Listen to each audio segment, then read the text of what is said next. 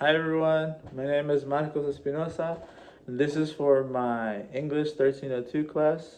I'm here with my sister, Hi, my name is Leslie. and we're just going to be talking about the video we just saw, which was the psychiatrist breaks down mental health scenes for movies and TV shows.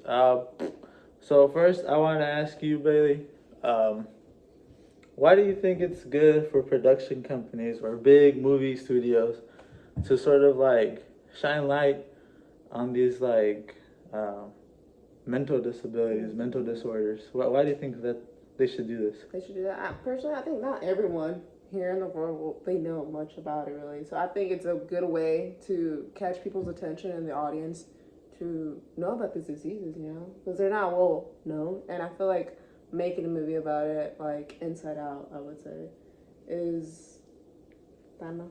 No, just keep going. Okay. Just keep going. Yeah, by making an inside movie, it not only catches the attention of little kids, which are the ones that They can be suffering. that can most be suffer. Yeah, because that doesn't it start like at a young age, So or like, can just it to be like, diagnosed at any young age, or I I get what you're trying to say. Like movies like Inside Out, or there's other movies too that sort of parlay this message about mental, stuff that you're just thinking about. It doesn't necessarily have to be a disorder, but sometimes it can become a disorder. Like if you're just going through things and you can become depressed, or you could just become anxious around social like interactions. Like how in the BoJack Horseman scene, do you remember that scene where like the horse girl, she came in that party, and like she was starting to have a panic attack, right? yeah, She was having a panic attack mainly because she didn't really know anybody there, and it kind of overwhelmed her in a way, right? it did, yeah, because she didn't know anyone there. She was just you could say By like an herself. outcast. Yeah, there you go. She didn't really belong there, and that guy. Yeah, that guy Really, kind of diagnosed her, but he was kind of like, oh, she's going through something. Let me see if I can figure something out. Which is another thing that's pretty interesting because, like, I never knew, just going to therapy, you could actually help other people that, you know, maybe going through something. Because the reason why he knew to do that to the horse was because of his experience going to the therapist. Going to the therapist office allowed him to like have that knowledge of what to do when he saw someone doing that. In a sense, it's kind of like CPR training. You know, Yeah. with CPR training, You are taught, not only just to save people around your surroundings. You could be taught to do it anywhere in public, wherever you see it. right? So like initially, you're taught with like a dummy. It's like a little cutout dummy, and you make the compressions and stuff. And although you know that information, it's better to have it and not need it than need it and not have the information.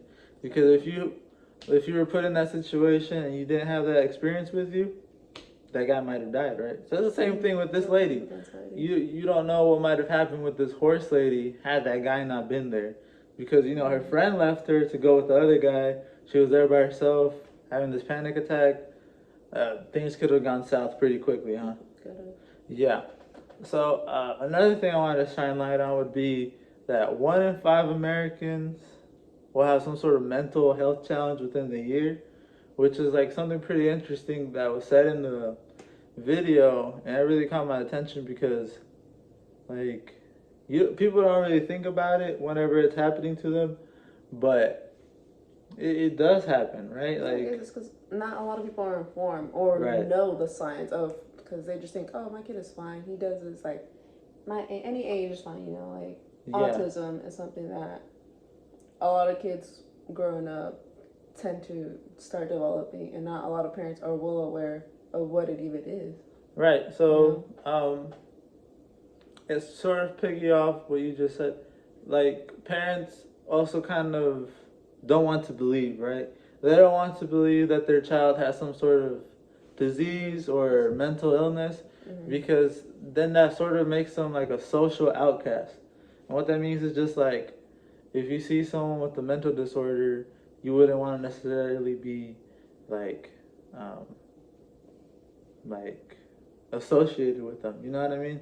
It's kind of like if Because maybe their kids could see that their kid is not normal, and they could probably get made fun of. That they get made fun of by association, right? Mm-hmm. So because this kid is special needs, they may be like, oh well, this kid might also be special needs just because this kid is.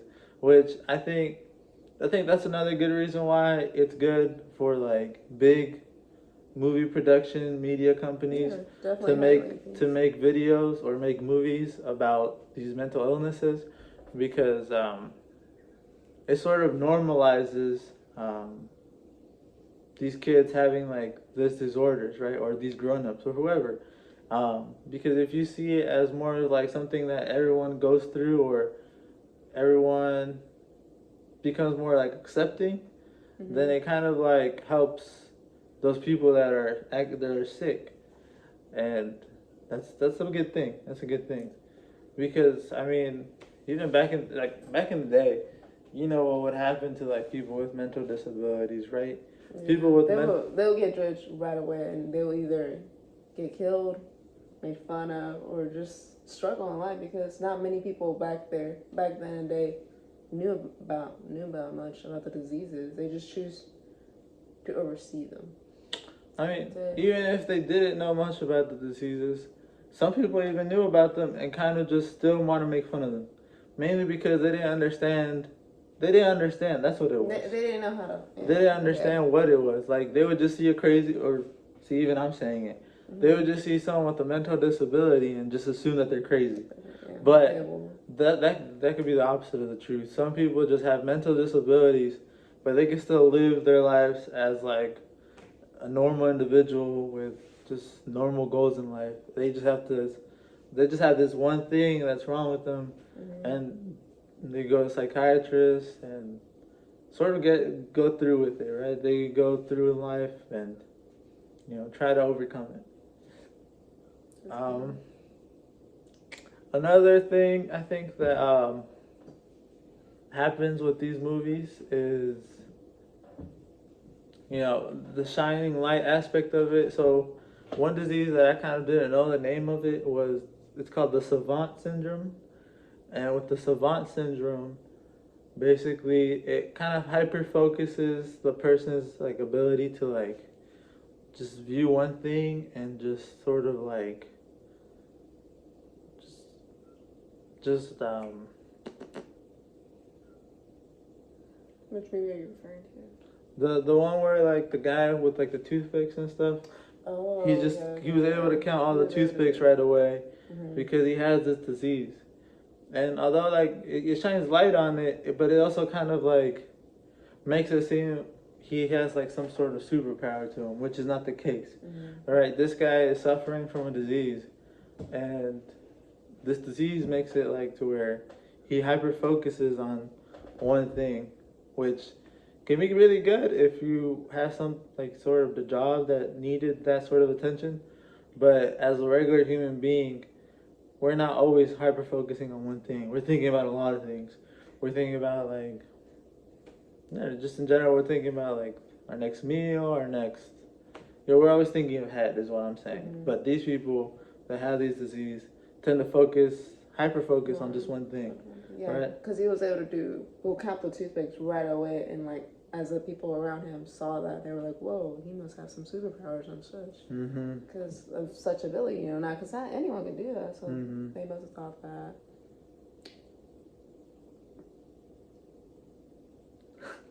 And then I think another thing to talk about would be just how often people go through life without actually knowing that they have some sort of mental disability. And I think that kind of goes back into what we were talking about earlier about people not really wanting to accept it. Oh, yeah, because if you go to therapy, you'll be labeled as, oh, you gotta be crazy, And no cases, it's not like that, It can be a simple thing as having OCD, where you choose to do things in a way because that's just how you like to do it. Because if you do it any other way, you wouldn't write about it like, oh, that's not right. I have to do it in this order because that's just the way how I like to do it, Yeah, just the way you're programmed to do it, right? Yeah, especially like with colors, I know a lot of people don't like it whenever you mix two colors, like, oh, one light, one dark, and then mix it up, and because it just ruins like their whole routine, because that's all they really know, you know, just organize it the way it is, the correct way. Right. And some people don't do that because it requires more attention. Yeah, thought process into it, you know, instead of, you know, a lot of people just try to take the easy way out instead of having to do a more complex way. Yeah, because there's multiple ways of doing it. It's just some prefer to do it the more complicated way, I would say, instead of making it easy on them. I mean, why do you think some people like that have that OCD? Why do you think those people that have the OCD, like let's say the guy in the video talked about how some guy wanted to always be clean. Why do you think that can be? Like, why do you think that happens?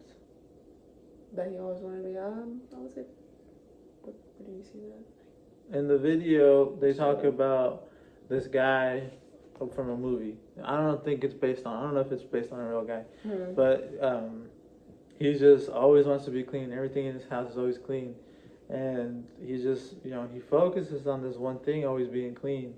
And they even said it in the video about how the therapist was kind of being mean to him, and like, well, most therapists would never be that mean.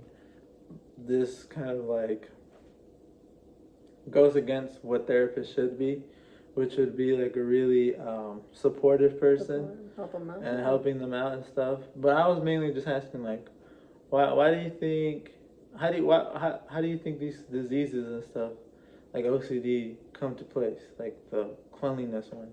Why do you think like something like that? What happened?